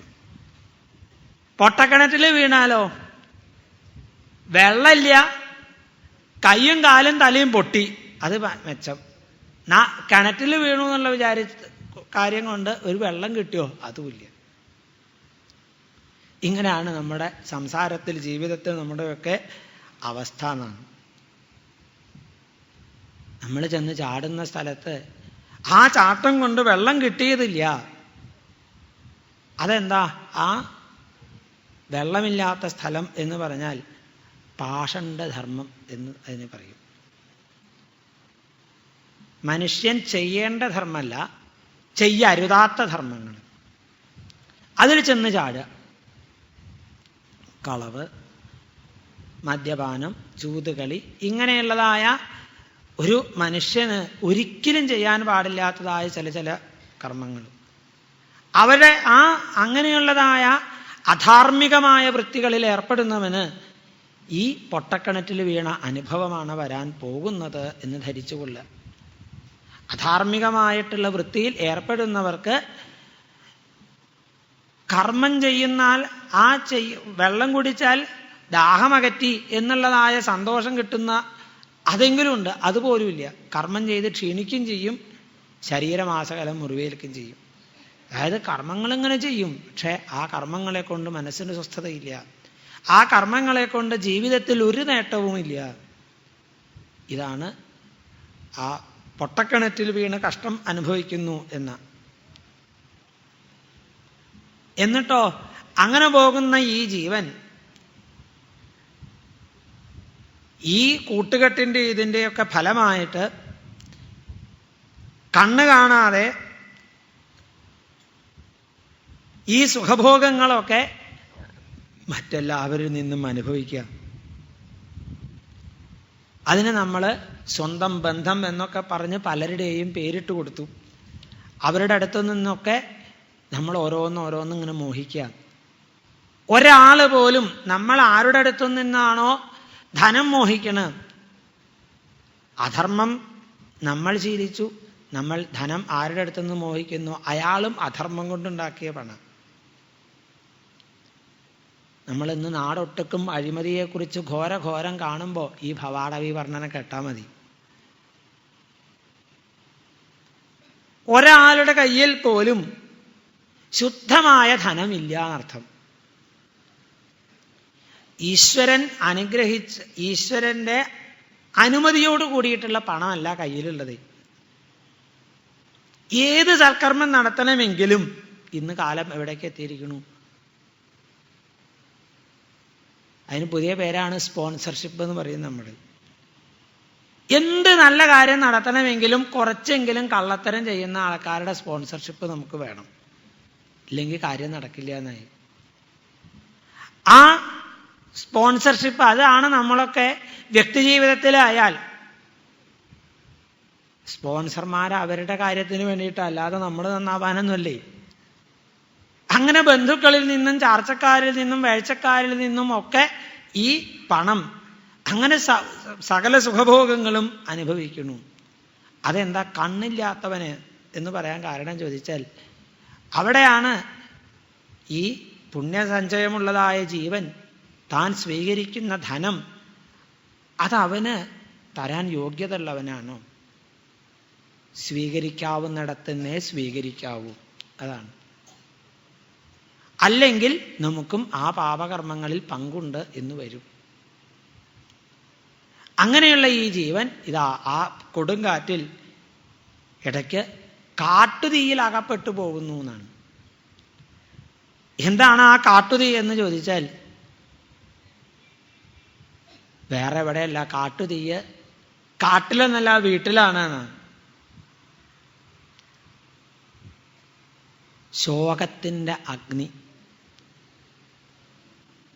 എപ്പോ നോക്കിയാലും അടുപ്പത്ത് ഭക്ഷണം പാകം ചെയ്യണത് രാവിലത്തെ നേരത്തോ വൈകുന്നേരത്തേ ഉള്ളൂ വിചാരിച്ചാൽ, നമ്മൾ ഓരോരുത്തരുടെ ഹൃദയത്തിലും ദുഃഖത്തിൻ്റെ അഗ്നി എപ്പോഴും പാകം ചെയ്ത് കൊണ്ടിരിക്കുക. അതിങ്ങനെ കത്തി കത്തി ഇരിക്കുക. അതായത് ഒരു സമാധാനം, സ്വസ്ഥത എന്ന് പറയുന്നത് ഒരു സമയത്തും ഇല്ലാതെ അങ്ങനെ കഴിയുക. അതാണ് കാട്ടുതീയിൽ പെട്ടുപോകുന്നു ഈ കള്ളക്കാര് എന്ന് പറഞ്ഞാൽ. അങ്ങനെ ആ നടക്കുന്ന ഈ കാട്ടുതീയിൽ പെട്ടുപോകുന്ന ഈ ആളക്കാരെ പച്ചയോടെ തിന്നുന്ന കുറെ രാക്ഷസന്മാര് എടുത്തു കൊണ്ടുപോയി എന്നാണ്.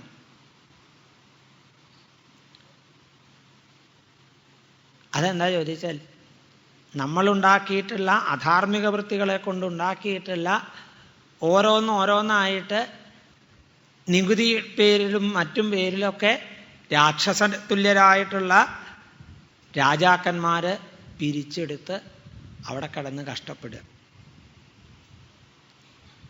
അങ്ങനെ ശൂരീർ ഹൃദസ്വ എന്നാണ്. ആ ശൂരന്മാരായ കൊള്ളക്കാരും മറ്റും കട്ടെടുത്തതായ ഈ ധനം കൊണ്ട് ദുഃഖിച്ചുകൊണ്ട് ശോകത്തിലും മോഹത്തിലും പെട്ട ഈ ജീവൻ കുറച്ചു കഴിഞ്ഞാൽ ഇതാ മോഹാലസ്യപ്പെട്ട് വീഴുകയും ചെയ്യുന്നു എന്നാണ്. അതിനിടയിലാണ് ആ മോഹാലസ്യത്തിൽ നിന്ന് ഉണർന്ന് ഇടയ്ക്ക് ഗംഭീരായിട്ട് ആനന്ദനിമഗ്നനായിട്ടൊരു തുള്ളിച്ചാടലെന്നാണ്. എന്തിൻ്റെ എപ്പോഴാണ് ഈ ആനന്ദനിമഗ്നനായിട്ട് സകല ദുഃഖങ്ങളും മാറി എന്ന നിലയ്ക്ക് തുള്ളിച്ചാടുന്നത്? മക്കളുടെ കല്യാണം വന്നു, എന്താ ആഘോഷത്തിമർപ്പ്, അതിഗംഭീരായി എന്നാണ്. എന്തെല്ലാം തരത്തിലുള്ള പുതിയ പുതിയ ആഘോഷങ്ങളാണ്. പണ്ടൊക്കെ നമുക്ക് ഇടയിൽ കേട്ടു ഷഷ്ടിപൂർത്തി ആഘോഷം, ശതാബ്ദി ആഘോഷം. ഇപ്പം അങ്ങനെയല്ല. 60 വയസ്സിന് ഷഷ്ടിപൂർത്തി, അത് കഴിഞ്ഞാൽ 70 വയസ്സിന് സപ്തതി, അത് കഴിഞ്ഞാൽ അശീതി, നവതി, ഇങ്ങനെ തുടങ്ങി തീർന്നില്ല. ജനിച്ച നക്ഷത്രത്തെ വെച്ചുകൊണ്ട് ചില 84 വയസ്സ് തികയണ അന്ന് 1000 ചന്ദ്രന്മാരെ കൊണ്ടുകൊണ്ട് നന്നായി എല്ലാവരും ഒന്ന് കാണേണ്ടതാണ്. ഈശ്വര തുല്യരായിട്ട് അതിനൊരർത്ഥം ഉണ്ടെന്ന് വിചാരിക്കുക. ഷഷ്ടിപൂർത്തിയാണ് വിചാരിച്ചാൽ ജ്യോതിശാസ്ത്ര നിയമപ്രകാരം നമ്മൾ ജനിച്ച സമയത്ത് ഗ്രഹങ്ങളും നക്ഷത്രങ്ങളൊക്കെ ഏത് സ്ഥലത്താണോ അതേ സ്ഥലത്ത് 60 കൊല്ലം കഴിഞ്ഞാൽ വരും. അതുകൊണ്ട് അതും കൊണ്ടാടാം. ഇപ്പം അതൊക്കെ പോയിട്ട് എവിടം വരെ എത്തി ചോദിച്ചാൽ വാർഷികം കല്യാണത്തിൻ്റെ അടക്കം.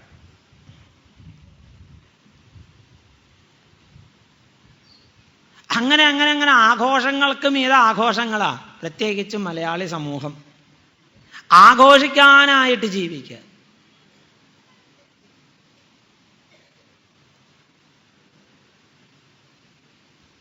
ഒരു കുട്ടിക്ക് നല്ല മാർക്കോടുകൂടി പാസ്സായാൽ അതിനാഘോഷം, കുട്ടിയുടെ ജന്മദിനമായാൽ ആഘോഷം.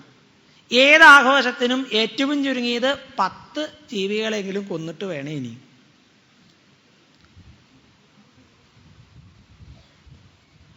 അതുപോലെ ആഘോഷത്തിമർപ്പിനിടയിൽ എവിടം വരെ എത്തണം? സാമാന്യ ബുദ്ധിയോട് കൂടിയിട്ട് ആഘോഷിക്കാൻ ഈശ്വരൻ ഒരു അനുഗ്രഹം തന്നതാ. അതിന് യോഗമില്ലാത്തൊരു വർഗം. വേറെ എന്തോ പാനം ചെയ്താൽ പിന്നെ സാമാന്യ ബുദ്ധിയോട് കൂടിയിട്ട് ആഘോഷിക്കാൻ പറ്റുമോ? അവനാൻ്റെ ഭാര്യയ്ക്കും മക്കൾക്കും നന്മ വന്നാൽ സ്വന്തം ബുദ്ധി കൊണ്ട് ആഘോഷിക്കാൻ പറ്റാതെ വേറെന്തോ സാധനം കുടിച്ച് ആഘോഷിക്കേണ്ട ഒരു ലോകം. നമ്മൾ മനുഷ്യരല്ല.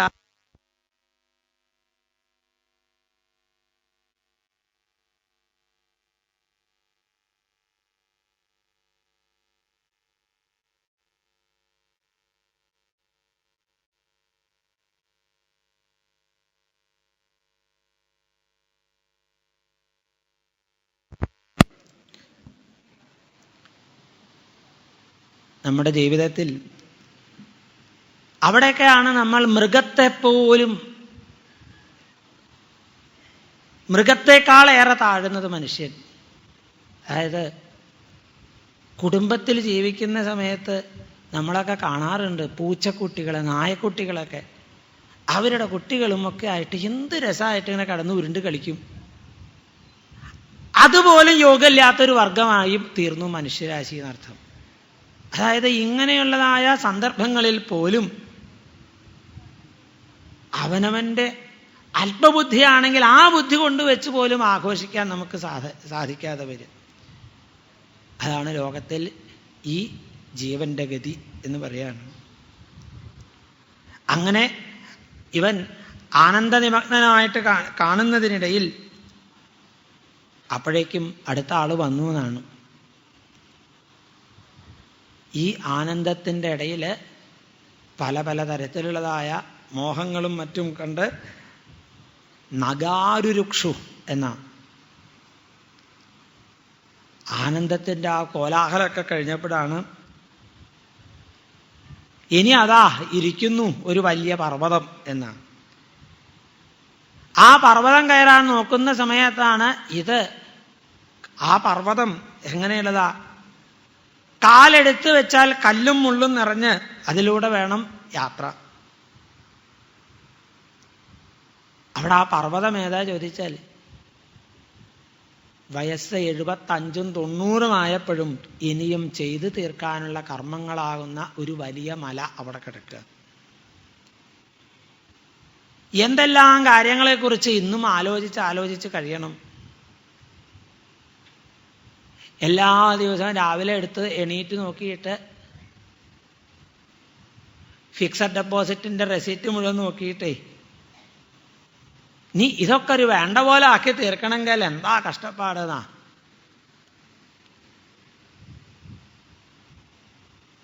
എന്നിട്ടോ ഇരുന്ന് ആലോചിക്കുക, ഇതിൽ ഓരോ മക്കൾക്കും എത്ര വെച്ച് കൊടുക്കണം, എന്നിട്ട് അതിനു വേണ്ടി ഒരു എഴുത്തുകാരനെ കൊണ്ടുവന്നാലോ മക്കൾ 4 പേരും അന്നത്തെ ദിവസം ലീവ് എടുത്ത് കാവല ആരൊക്കെ അധികം എഴുതി വെച്ചാൽ നോക്കാൻ. അതാണ് നഗാരുരുക്ഷു. ഒരു വലിയ പർവ്വതം കണ്ടിട്ട് അങ്ങനെ ഭയചകിതനായിട്ട് നിൽക്കുക. അപ്പോഴും നമുക്ക് അതിനോടുള്ള ആ ആസക്തി തീരുന്നില്ല. കർമ്മത്തിനെ നമുക്ക് ഉപേക്ഷിക്കാം. എൻ്റെ ഗുരുനാഥൻ ഒരിക്കൽ പറഞ്ഞു, അദ്ദേഹത്തിൻ്റെ അടുത്ത് വന്ന് കുറേ ആൾക്കാരിങ്ങനെ സങ്കടങ്ങൾ പറയാ. അപ്പം അദ്ദേഹത്തോട് ഒരു ദിവസം ഞാൻ ചോദിച്ചു, ഇവരീ ചെയ്ത പാപകർമ്മങ്ങളെക്കുറിച്ച് അതുപോലെ അവർക്കുള്ളതായ ദുഃഖങ്ങളെക്കുറിച്ച് ഇതൊക്കെ ഇങ്ങനെ എപ്പോഴും അങ്ങയുടെ അടുത്ത് വന്ന് പറയുമ്പോൾ ഇവരിങ്ങനെ വന്ന് പറയണതിൻ്റെ ഫലമായിട്ട് അങ്ങേക്ക് മനസ്സ് വിഷമിക്കില്ല ചോദിച്ചു. എടുത്ത വഴിക്ക് അറിയാം തൻ്റെ വിഡ്ഢിത്താ. അതെന്താണെന്നറിയോ, പണ്ട് കാലത്ത് അത്താണി കണ്ടിട്ടുണ്ടേ, ഈ വലിയ ഭാരം ചുമന്നുകൊണ്ട് അത്താണിയുടെ അടുത്ത് എത്തിയാൽ ആവൂ എന്നും പറഞ്ഞാൽ അത് അവിടെ വയ്ക്കും. ഏതെങ്കിലും ഒരു വിദ്വാൻ ഇത് ഇറക്കി വെച്ചപ്പോൾ സുഖമായി, നന്ദി ഇതില്ലാണ്ട് നടക്കാതിട്ട് അത് അവിടെ വെച്ച് പോകാറുണ്ടോ?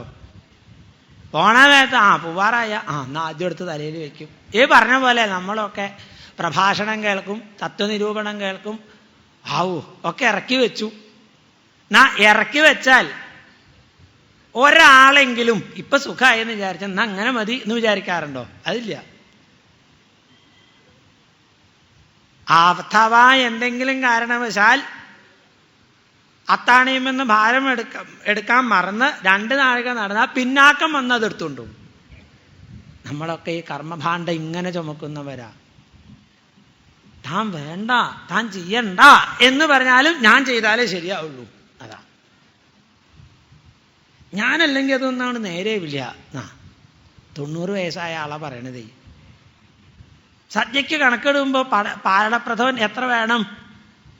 അത് അവര് കണക്കിട്ടോട്ടെ, താൻ പോയി കഴിച്ച് സുഖമായിട്ട് പോന്ന പോരെ. അത് ഞാനൊന്നറിഞ്ഞാലേ ശരിയാവുള്ളൂ. ഇങ്ങനെ ആ കർമ്മഭാണ്ഡം ചുമക്കാൻ കഴുതയെ പോലെ അങ്ങനെ നടക്കുക. എന്നാ അത് എളുപ്പമാണോ? അല്ല, അതാണ് ആ പോണ വഴിക്ക് കല്ലും മുള്ളും നിറഞ്ഞിരിക്കണമെന്നാ. സുഖമുള്ള കാര്യമൊന്നുമല്ല. അങ്ങനെ പോകുന്നതായ ഈ ജീവൻ പതേ പതേ ആഭ്യന്തരവന്യന അർദ്ധിത എന്ന ഉള്ളിലുണ്ടാകുന്ന കോപം കൊണ്ട് ക്ഷോഭിച്ചു എന്നാണ്.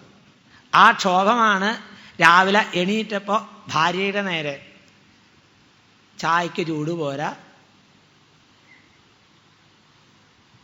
സാമ്പാറിന് എരി പോരാ, ഇതൊക്കെ പറഞ്ഞ കൗടുംബിക ക്രുദ്ധ്യതിവൈ ജനായ. കോപം എന്തുകൊണ്ടാണ് വന്നത് ചോദിച്ചാൽ ഒരു പീഡിതന്റെ ലക്ഷണമാണ്. മഹാഭാരതത്തിൽ ഒരു സന്ദർഭത്തിൽ പറയുന്നുണ്ട്, പരാജിതന്റെ രക്ഷാകവചമെടുത്ത് എൻ്റെ നേരെ പോരിന് വരല്ലേ യുധിഷ്ഠിര. കർണൻ പറയാ.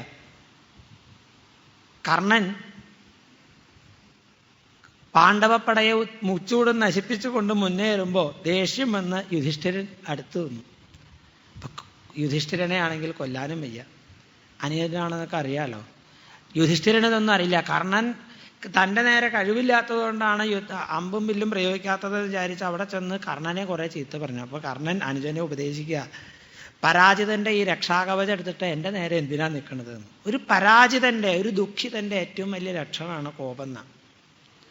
അതാണ് എടുത്ത് ഈ പ്രയോഗം നടത്തുന്നത് എന്നാണ്. അപ്പം നമ്മൾ ആഭ്യന്തരവന്യന എന്നാണ്. ഇതൊക്കെ നമ്മുടെ പുണ്യത്തെ ഇല്ലാതാക്കി നമ്മുടെ മനക്കരുത്തിനെ ചോർത്ത് കളയാണ്.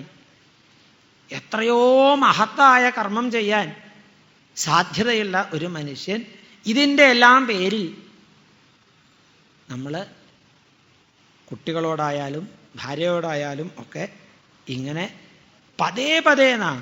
ഒരു നിമിഷ നേരം പോലും ഇവൻ കോപിക്കാതെ കഴിയണില്ല എന്നാണ്. അങ്ങനെ പോകുന്ന ഈ ജീവൻ അവസാനം എവിടെ ചെന്ന് പെട്ടു? പെരുമ്പാമ്പിൻ്റെ വായിൽ പെട്ട പോലെ എന്നാണ്. കാട്ടിലൂടെ തൂങ്ങിക്കിടക്കണ ഒരു പെരുമ്പാമ്പ് ഇവൻ്റെ മേലാണ്ട് വീണു.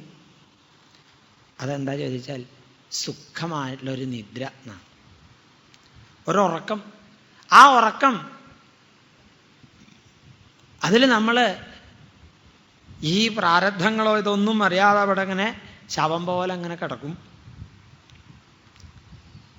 ആ ശവം പോലെ കിടക്കുന്ന ആള് കുറച്ച് കഴിഞ്ഞാലോ കൂരിരുട്ടുള്ളതായ പൊട്ടക്കിണറ്റിൽ വീണ്, ആ പൊട്ടക്കിണറ്റിൽ വീണ സമയത്ത് ഈ പൊട്ടക്കിണറ്റിനകത്ത് നിരവധി ഘോര സർപ്പങ്ങളുണ്ടെന്നാണ്. ആ പൊട്ടക്കിണർ ഏതാണ് ചോദിച്ചാൽ മോഹം. സംസ്കൃതത്തിൽ മോഹത്തിൻ്റെ അർത്ഥം പറയുന്നുണ്ട്, ഗീതയിലൊക്കെ പറയുന്നുണ്ടല്ലോ. നമ്മളുടെ ആ വിവേകം നഷ്ടപ്പെടുക. ഏറ്റവും വലിയ പൊട്ടക്കിണറാണ് മനുഷ്യനെ സംബന്ധിച്ചിടത്തോളം വിവേകം നഷ്ടപ്പെട്ട് അവൻ എവിടേക്കാ നിശ്ചയമില്ലാതെ തിരിഞ്ഞു പോകുന്നതെന്നാണ്. ആ വിവേകം നഷ്ടപ്പെടുന്നതായ അവസരത്തിൽ ആ പൊട്ടക്കിണറ്റിൽ വീഴുന്ന സമയത്ത് നമ്മളെ സർപ്പങ്ങൾ വന്ന് ഗ്രസിക്കുന്നു എന്നാണ്. വിവേകമുള്ളിടത്തോളം കാലം നമുക്ക് ദുർജനങ്ങളെ പേടിക്കണ്ട. വിവേകം നഷ്ടപ്പെടുമ്പോഴാണ് ദുർജനങ്ങൾ വന്ന് നമ്മളെ കൈക്കലാക്കുക. അപ്പോൾ മനുഷ്യൻ ഇവിടെ ശ്രദ്ധിക്കാനായി പറയുന്നു, വിവേകത്തെ നഷ്ടപ്പെടുത്തരുത്. വിവേകം നഷ്ടപ്പെടുമ്പോൾ നമ്മളെ കാത്തിരിക്കുന്നു ഈ അതിക്രൂരമായ സർപ്പങ്ങളുടെ കൂട്ടം. അങ്ങനെ ആ പൊട്ടക്കിണറ്റിൽ നിന്ന് എങ്ങനെയെങ്കിലുമൊക്കെ പുറത്തേക്ക് കടന്ന് ഇവങ്ങനെ സഞ്ചരിക്കുക. അങ്ങനെ ആ സഞ്ചരിക്കുന്ന സമയത്ത് കാട്ടിലൂടെ സഞ്ചരിക്കല്ലേ, തേനീച്ചക്കൂട് കാണുന്നു. ആ തേനീച്ചക്കൂട്ടിനകത്ത് ചെന്ന് അവരോടൊപ്പം കുറച്ചുകൊണ്ട് തേനൊക്കെ അനുഭവിക്കാമെന്ന് വിചാരിക്കുന്നു. ആ സമയത്ത് ആ തേനീച്ചകൾ വന്ന് കടിച്ച് മുറിവേൽപ്പിച്ച് ശരീരമാസകലം വേദനിപ്പിക്കുന്നു. അതെന്താ ചോദിച്ചാൽ, നമ്മൾ സ്വന്തക്കാര ബന്ധക്കാര എന്നൊക്കെ പറഞ്ഞുകൊണ്ടുള്ളതായ പലരും അവരൊക്കെ ഉണ്ട് എന്ന് വിചാരിച്ച് തേനീച്ചകളെ പോലെ തേനീച്ചക്കൂട്ടിനകത്ത് പോയിട്ട് തേനെടുക്കാൻ പുറപ്പെടുന്ന പോലെ ഇവരുടെ കയ്യിൽ നിന്നൊക്കെ നമ്മളുടെ മോഹം സാധിപ്പിക്കാനുള്ളതായ ദ്രവ്യങ്ങളും ധനമൊക്കെ ആർജിക്കാൻ ചെല്ലുക. തേനീച്ചക്കൂടിനകത്ത് പോയിട്ട് തേനെടുക്കാൻ പുറപ്പെട്ട തേന് കുത്തണ പോലെയാണ് ഇവരുടെ അടുത്ത് പോയിട്ട് ധനമോ മറ്റോ ആവശ്യപ്പെടുമ്പോൾ അതിലേറെ മനസ്സിൻ്റെ ഉള്ളിലേക്ക് കുത്തിക്കയറുന്ന തരത്തിലുള്ളതായ വാക്കുകളെ കൊണ്ടുള്ള കുത്ത്. ആ വാക്കുകളെ കൊണ്ടുള്ള കുത്ത് അനുഭവിച്ച് അതിൽ കിടന്ന് വിഷമിച്ച്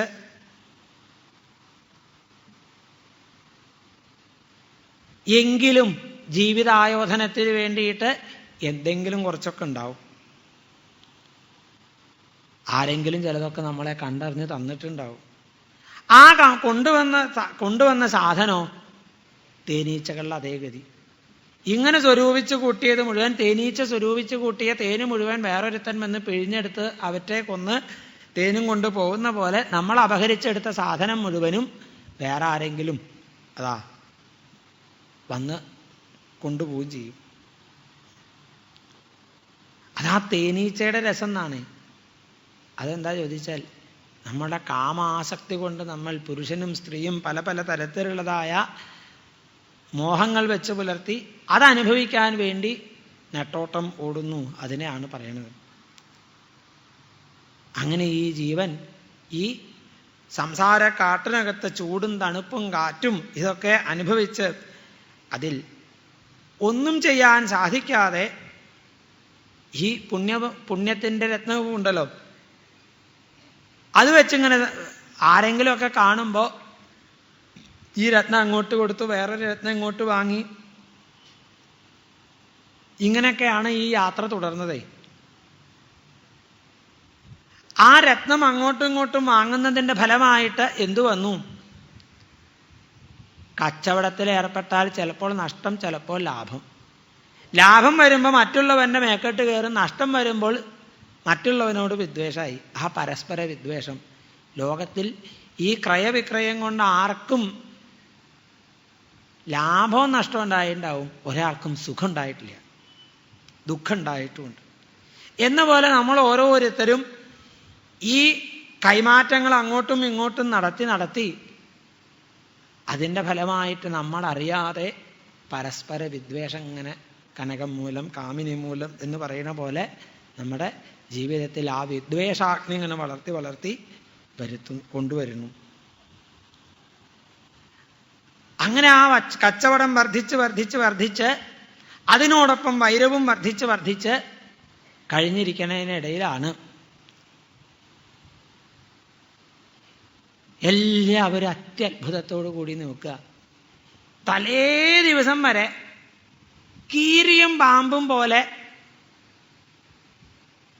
കച്ചവടത്തിൽ പരസ്പരം പോരടിച്ചിരുന്ന ആൾക്കാർ അവർ തമ്മിൽ ഒരിക്കലും ചേരില്ല എന്നൊക്കെ അങ്ങനെ വിചാരിച്ചിരിക്കുക. ഒരു ദിവസം രാവിലെ വന്ന് നോക്കുമ്പോൾ ഒരു ക്ഷണക്കത്ത് കാണുന്നു. ഇയാളുടെ മകളെ മറ്റാളുടെ മകൻ കല്യാണം കഴിക്കുകയാണ്. നിങ്ങൾ തമ്മിലോ? അയ്യോ, കോടതിയിൽ എത്ര കേസാ നിങ്ങൾ രണ്ടാളും കൂടിയിട്ട് അങ്ങോട്ടും ഇങ്ങോട്ടും നടക്കണത്? അതൊക്കെ അതിൻ്റെ വഴിക്ക്. എന്നാലും ഈ നാട്ടിൽ എൻ്റെ മകൾക്ക് പറ്റിയ ഒരു ചെറുക്കനെ കിട്ടണമെങ്കിൽ നിങ്ങളെ വീട്ടുകാരേ ഉള്ളൂ, പണം കൊണ്ടും മറ്റുകൊണ്ടും. അതായത് ഒരിക്കലും കൂട്ടിച്ചേരാൻ പാടില്ലാത്തതായ മനസ്സുകൊണ്ട് കൂടിച്ചേരില്ല എന്ന് വിചാരിച്ച ആളക്കാർ ഈ ദ്രവ്യത്തിൻ്റെ പേരിൽ മാത്രം കൂടിച്ചേർന്ന് നിൽക്കുക. ആ കൂടിച്ചേരുന്ന ഇങ്ങനെയുള്ളതായ ചില നമ്മളതിന് പറയും നീക്കുപോക്കുകൾ നടത്തി അങ്ങനെ ഒരു അഡ്ജസ്റ്റ്മെന്റ് നടത്തി ജീവിക്കാമെന്ന് വിചാരിക്കാം. എവിടെ?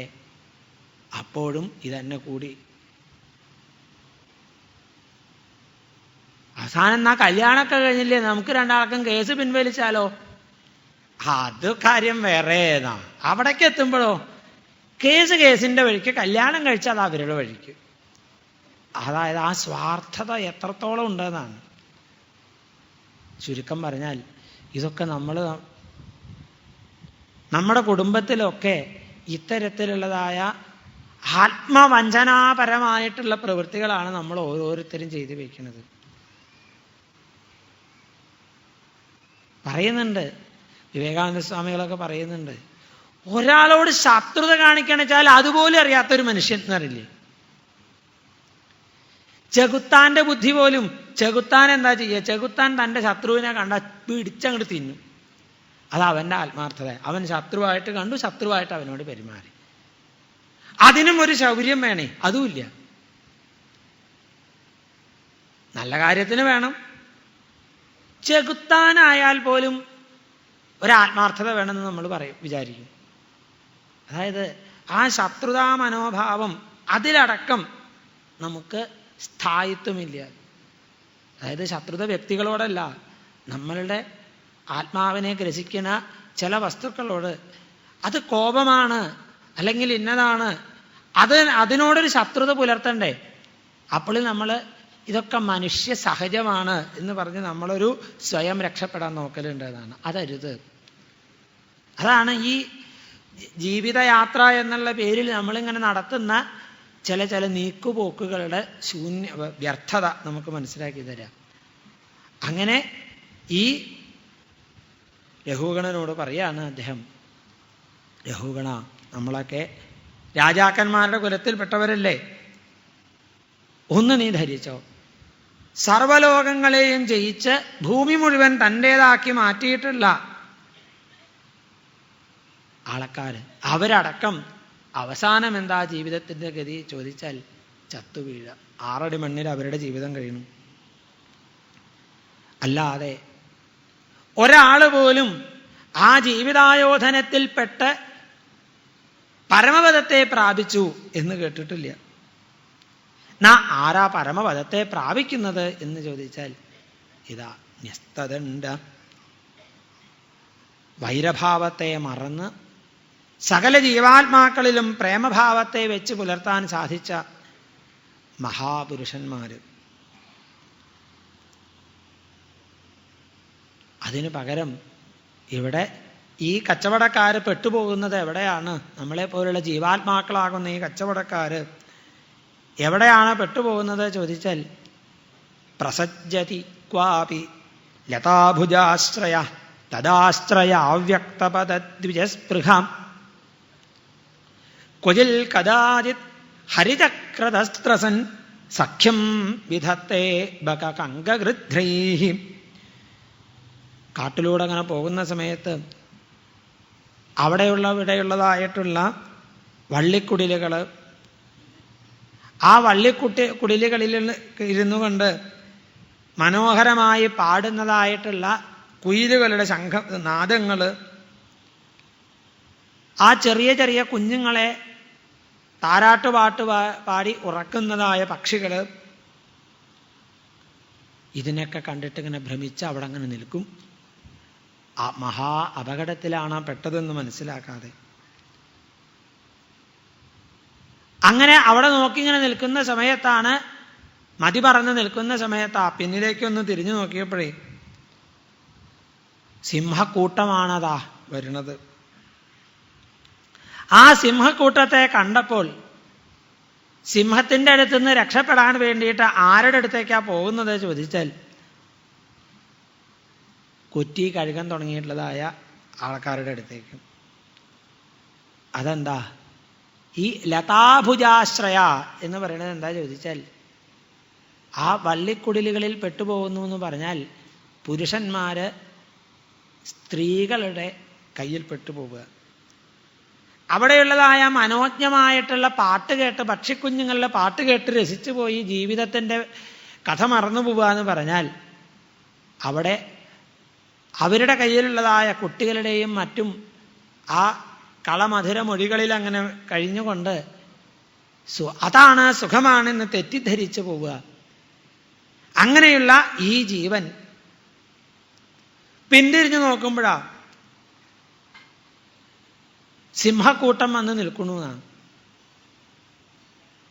ആ സിംഹക്കൂട്ടത്തിന് ഇന്ന സമയത്ത് ആക്രമിക്കുക അങ്ങനെയൊന്നുമില്ല. ഏതായ സിംഹക്കൂട്ടം എന്ന് ചോദിച്ചാൽ കാലചക്രം. ആ കാലചക്രത്തിൻ്റെ അമ്പ് ഓരോ തരത്തിലാണ്. ഇപ്പം മുമ്പത്തേക്കാൾ ഏറെ വേഗം വന്നു തുടങ്ങി കാലചക്രത്തിൻ്റെ അമ്പതാണ്. 30 വയസ്സായ ആൾക്കും 25 വയസ്സായ ആൾക്കും 20 വയസ്സായ ആൾക്കും ഒക്കെ ഹാർട്ട് അറ്റാക്ക്, മറ്റതോ മറിച്ചതോ തോര ജീവിതശൈലി രോഗം എന്ന് നമ്മൾ അതിനെ പേരിട്ടിട്ടുണ്ട്. അത് ഇന്ന സമയത്തേ വരൂ, ആ ബോധമില്ല. തിരിഞ്ഞു നോക്കിയപ്പോഴോ ഈ രോഗങ്ങളുടെയും മറ്റും പേരിൽ വരുന്ന ഈ കാലചക്രത്തിൻ്റെ ആ ഭീകരമായ രംഗം കണ്ടപ്പോൾ രക്ഷിക്കണേ എന്നും പറഞ്ഞുകൊണ്ട് നമ്മൾ ആരുടെ അടുത്ത് ചെന്നു? സിംഹത്തിൻ്റെ അടുത്ത് നിന്ന് രക്ഷ കിട്ടണേ എന്നും പറഞ്ഞ് ഒരു കഴുതയുടെ അടുത്ത് കാല് പിടിച്ചാൽ നാണക്കേടിൻ്റെ വലുപ്പം എന്നല്ലാതെ എന്ത് കാര്യമല്ല. എന്ന പോലെ നമ്മളെ രക്ഷ കിട്ടണേ എന്നും പറഞ്ഞ് സജ്ജനങ്ങൾ ഉണ്ടായിരിക്കെ ദുർജനങ്ങളെ ചെന്ന് പ്രാപിക്കും. ആ ദുർജനങ്ങൾക്ക് നമ്മളെ കൊണ്ട് രക്ഷിക്കാൻ സാധിക്കുന്നു. പണ്ടൊരാൾ പറഞ്ഞു, പേടിയുള്ളവരൊക്കെ എൻ്റെ ചുറ്റും നിന്നോളെന്ന് പറഞ്ഞ കൂട്ടത്തിലാണ്. അയാൾക്കാ പേടി. അതാണ് ദുർജനങ്ങളെ. അങ്ങനെ തൈർ വഞ്ചിത, അവരാൽ വഞ്ചിക്കപ്പെട്ട്